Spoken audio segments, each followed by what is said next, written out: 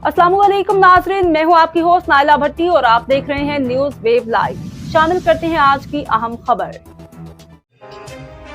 कराची दौरान coverage special TV के bureau chief Fayaz Hussain और टीम पर हमलावरों की गिरफ्तारी और उन्हें करारवा की सजा देने के लिए मुख्तलिफ सहाफ़ती तंजीमों, वकला और सिविल सोसाइटी की जानिब से कराची प्रेस क्लब पर पुरजोर एहतजाजी मुजाहरा किया गया।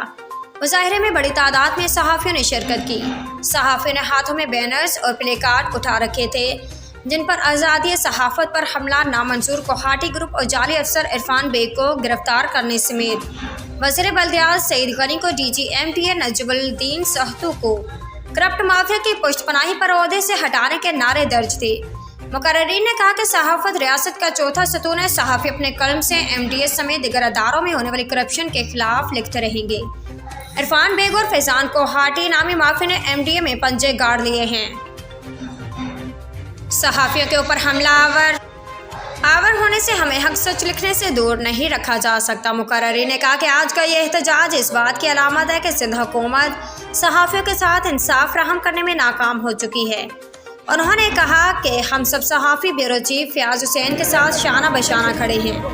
MDA पैरागॉन ऑफिस में इरफान बेग नामी जाली अफसर जिसे वज़ीर बल्दियात के हुक्म पर महकमाती कार्रवाई के बाद गुज़श्ता माह हटाया गया था, वो अपने सहूलतकारों और कोहाटी ग्रुप के कारिंदों से मिलकर स्कीम 45 तीसरे टाउन के रिकॉर्ड में खुर्द करने लगा, जिसकी कवरेज के दौरान स्पेशल टीवी की टीम पर हमला किया गया। मुकर्रीन ने मुतालबा किया कि MDA में होने वाली करप्शन के मास्टरमाइंड जाली अफसर इरफान बेग और उसके सहूलतकार डायरेक्टर लैंड अली असद बलोच कोहाटी ग्रुप के सरगना फैजाना और उसके कारिंदों के खिलाफ FIR दर्ज करके कार्रवाई की जाए। सहाफ़ियों को फौरन इंसाफ फराहम किया जाए, दिगर सूरत एहतजाज का दायरा वसी किया जाएगा। अब तक के लिए इतना ही। मज़ीद खबरों और अपडेट्स के लिए देखते रहें न्यूज वेव लाइव। हमारे चैनल को सब्सक्राइब कीजिए, लाइक कीजिए और बेल आइकन को प्रेस कीजिए ताकि नई आने वाली वीडियो आप तक जल्द पहुंच सके।